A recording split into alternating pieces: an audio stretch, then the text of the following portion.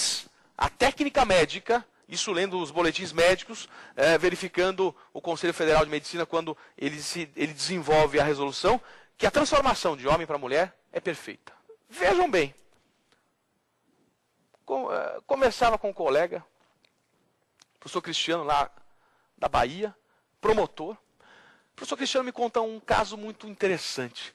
Ele, promotor na Bahia, recebe uma pessoa lá e diz: doutor, eu estou desesperado, eu acho que meu pai não é meu pai. Imagina o MP. Ele, sem saber o que fazer, fala: vamos fazer um exame, vamos fazer um exame. Você quer fazer o quê então? Chama meu pai. Ok, chamou o pai, uma pessoa muito simples, um lavrador, muito humano. Ele chega lá e fala: pois não, excelência, para o promotor. É meu filho, sim, eu amo essa criança. Eu tenho 6 filhos, doutor. Eu amo todas com muita paixão. Aí, o senhor se incomoda de fazer o exame? Não. Aí chega o exame. Olha aquilo, chega o exame. O promotor abre o envelope, chama ele e diz: doutor, eu tenho uma notícia para te dar.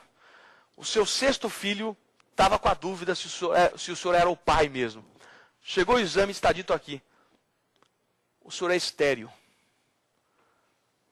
Meu Deus do céu. Então quer dizer que ele não era pai nem dele, nem dos 5. Ele pegou e falou: excelência, não importa.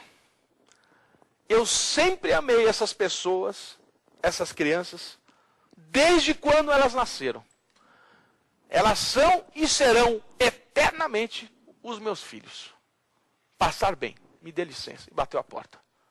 Aí eu pergunto: quem sou eu para dizer que está errado uma pessoa amar a outra só porque é do mesmo sexo? O amor, veja o amor de um pai para o filho. Eu não consigo medir em palavras. Então percebam, se pessoas se amam e são do mesmo sexo, existem muitas vezes amores que são muito mais verdadeiros do que pessoas de sexos distintos.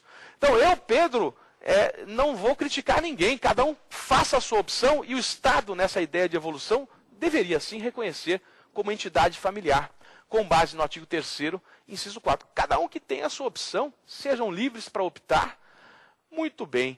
E a questão da adoção, professor? A pergunta foi muito interessante. Tudo bem, está muito bonito, eles têm a autonomia da vontade para escolher. E a adoção? E a criança? Esse tema é um pouco polêmico, porque a criança vai ter uma formação de família diferente da opção pessoal dela. Os pais fizeram a opção do mesmo sexo, mas a criança vai nascer, vai se desenvolver com um modelo de pessoas que teriam o mesmo sexo. Será que isso violaria? A questão entra de novo na questão do amor. O amor, a questão que está colocada ali é o amor. Então, esse é um ponto mais polêmico, mas que o Estado vai ter que desenvolver um pouco mais.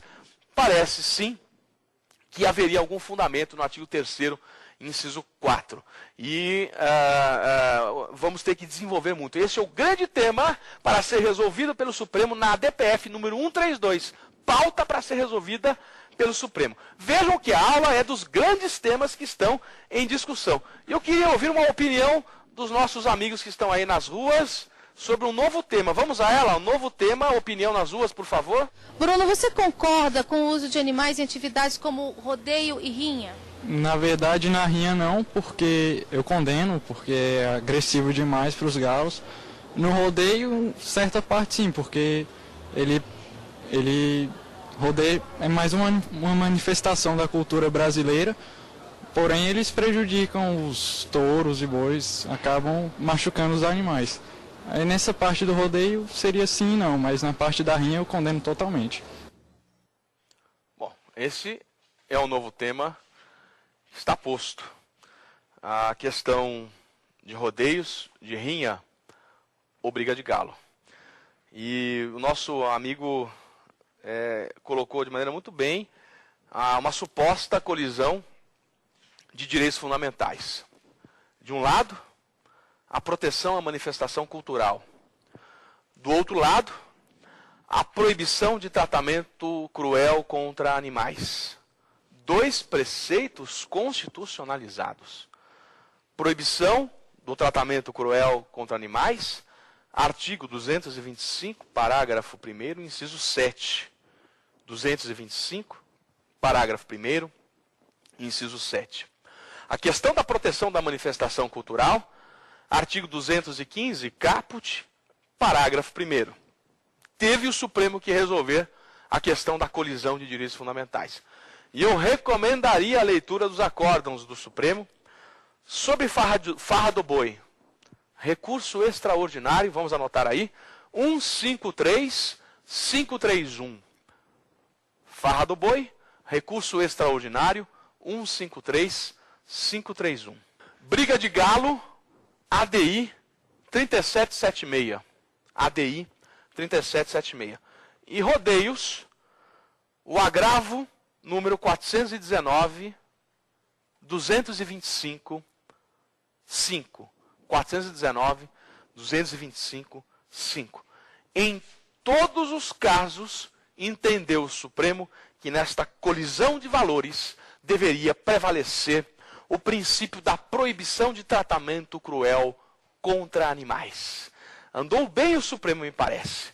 E disse que não há uma manifestação cultural sobre farra do boi. O que é a farra do boi? Farra do boi acontece no sul do país, onde eles deixam um boi preso sem comer, sem tomar água durante dias. Aí soltam o boi, ele sai correndo pelas ruas de Florianópolis, saem puxando o rabo do boi, dando paulada no boi, a farra do boi.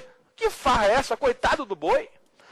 Vejam que briga de galo, e é interessante lembrar, uma lei estadual do Rio Grande do Norte, que autorizou a briga de galo. A lei autoriza, define rinhadeiros, e bota os dois galos para brigar, até a morte. É isso que é briga de galo. Eu lembro a ADI 3776, que diz que é inconstitucional esta lei estadual, porque ela viola a proibição de tratamento cruel contra animais. Aliás, é contravenção penal, salvo engano, essa história de briga de galo. Então vejam que não há autorização na nossa lei. E por fim, a questão dos rodeios. A questão dos rodeios é algo extremamente importante. E há inclusive uma lei que disciplina sobre rodeios, tipo de espora. Os senhores sabem por que o boi pula daquele jeito? Sabem? Por que o boi pula daquele jeito?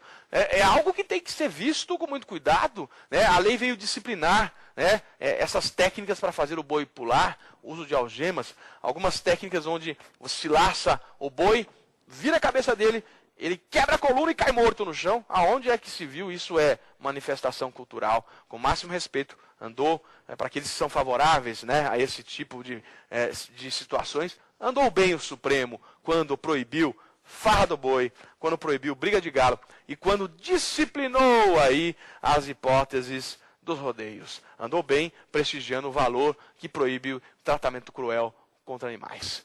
Dentro desse contexto, eu trouxe aí alguns grandes temas que estão para ser resolvidos pelo STF, grandes perspectivas a serem resolvidas pelo STF, algumas já resolvidas, algumas tendências. Isso demonstra e retoma a nossa primeira aula sobre colisão de direitos fundamentais. Tantas outras discussões poderiam ser pensadas, como, por exemplo, a questão da blindagem na advocacia, tema também, né, que o Supremo pode entrar um pouco mais ou não na Lei 11.767 de 2008, que tentou trazer uma suposta blindagem, mas os vetos diminuíram essa vontade que a OAB pretendia. O entendimento sobre candidatos de ficha suja já resolvido e tantos outros. Essa foi a ideia, então, de trazer os grandes temas, de apontar os grandes temas, e eu convido todos os meus amigos aí, minhas amigas, a assistir a nossa quinta e última aula.